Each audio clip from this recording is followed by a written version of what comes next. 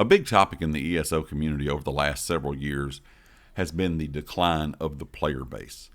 A lot of people blame it on different things. A lot of people blame it on, of course, this year's update. When it comes to subclassing, that was a very polarizing update to where some people loved it, some people hated it. But overall, there has been a decline in ESO's player count for several years now.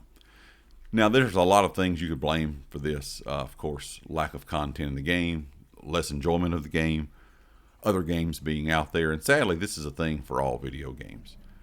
There are so many games competing with each other nowadays, it's hard to keep anyone's attention very long.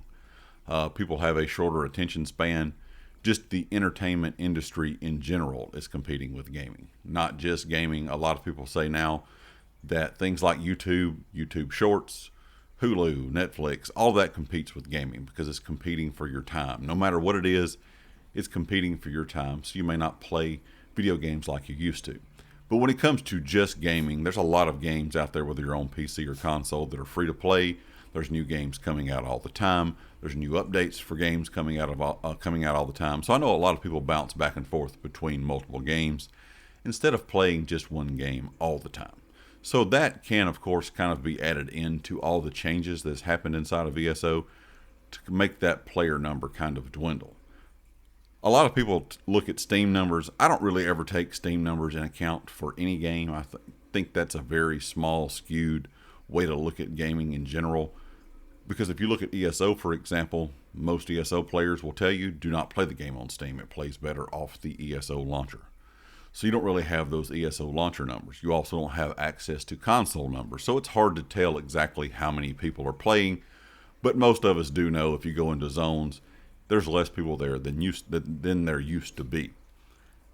A lot of people think that this is kind of just the slow death of Tamriel, that it's just, going to be the end of the game. A lot of people felt like ESO was dying anyway, and everyone was just waiting for the Elder Scrolls 6, which we still really don't have a whole lot of info on. We do know they're actually working on the early stages of the game, which I know that's disappointing to a lot of people. Most people still think the game won't come out till around 2028. I'm still wondering if it'll be out before 2030. I don't know. It just seems like it's taking Bethesda a really long time to make the Elder Scrolls 6. But even though when the Elder Scrolls 6 launched, I still think people will play ESO. Maybe not as much. There may not be as a big of a player base there. But I think the main concern for the community is now that Microsoft has bought all this, that it's going to be driven more heavily towards purchasing things in the Crown Store instead of making really good content for the game. They're also laying people off a lot. So that's always a problem just in general in any game. But the community looks at it like they're not really going to give us a whole lot more. The game's just kind of on life support.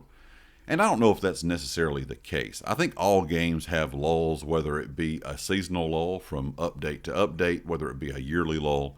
Even the ESO devs talked about this earlier this year, where they said that a lot of the Elder Scrolls Online players just come in to play the new content. So when we had just the yearly chapter, the one big chapter every year, a lot of the player base came in, played the game for a couple months, then of course went and played other things for 7 or 8 months, and then came back the following year to play the DLC once again.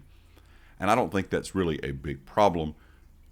But when you look at the community, I guess just in general, a lot of the older veteran players have gone to play other things now. The game has really been focusing on bringing new players in, and I think that keeps the game going. I mean, if we all look at it, a lot of the casual player base that kind of comes and goes with new updates and, of course, just yearly things is a big part of ESO now. So that casual community, I think, is probably bigger than that veteran community by far, and that's probably been the case for several years now. I think one big issue for ESO is content. Not only just how they're doing content, but is it really good content that people are enjoying? We went away from the chapter idea to the new seasonal idea. So the seasonal idea and the addition of subclassing this year really did hurt the game. A lot of people don't like the seasonal idea. A lot of people didn't like the subclassing idea. And we do know they're going to at least do the seasonal idea for the next several years. They've already said that. They're not going back to the chapter idea. They said they will never not consider going back to the chapter idea, but that's not something they're planning on doing anytime soon. So with the addition of subclassing, the addition of seasonal content, and a lot of people feeling like it's kind of that recycled content. They feel like it's just fatigue for the same thing every year. I think is also hurting ESO just kind of in general.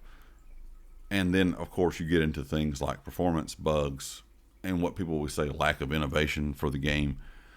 The big performance issue, of course, has been in PvP. That's been a problem for a really, really, really long time.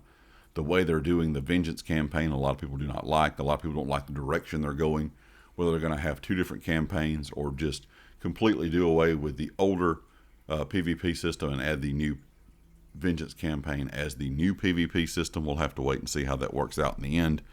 But overall, there's just a lot of problems inside of the game, even when some of these lackluster updates come out. So you have performance issues, recurring bugs. People feel like the content's just not as enjoyable. And I will say one thing ZOS has always done really, really well is tell a good story. They always have great voice acting, great stories. I just think there's just something off over the last couple of years when it comes to content. I still think they can get back on track. The big issue here is, will they have the means to do so? We know that they've lost, of course, employees. We know that they may not have the budget that they used to have. We'll kind of have to wait and see, but I still think that ZOS can do a really good job. And I think right now is just a lull in the game. Now, the big issue here is if they do not deliver some really good content over the next year or so, that seasonal lull, that lull to where people aren't really enjoying what's going on in the game at that certain time, will turn into something where people will not return to the game, period.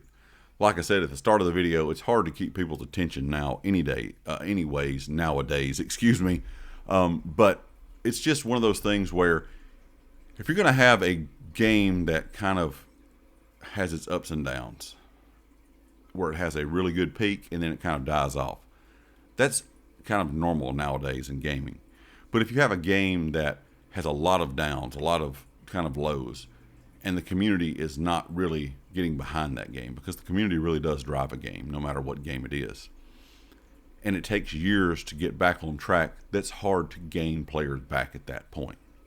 If you have these issues where we had one season or 2 seasons or whatever you want to call them now in ESO, that people really don't enjoy, but then next year you come out with some great new content with the way they're redoing class identity, they bring some other new things into the game, it may draw people back into the game, and that's going to be good for the game just overall. So right now you hear a lot of people saying ESO is dead. I've heard people say that for years and years and years. I don't think it's dead by any means. I don't think it's in a great spot, and if they do not get it out of the situation that it is in now in the next couple years, then I'm not going to agree with you that it is a dead game. But as of right now, ZOS has a really good opportunity to get everything back on track. We'll just have to wait and see. Leave me a comment. Let me know what you think about all this. Do you think this is kind of just a lull in the game? People just don't enjoy what's going on in the past year in 2025 in ESO? Or do you see this as a long-term problem? Leave me a comment with your thoughts. If you like the video, hit the like. If you have not subscribed yet, please do so. And I'll catch you next time. Peace.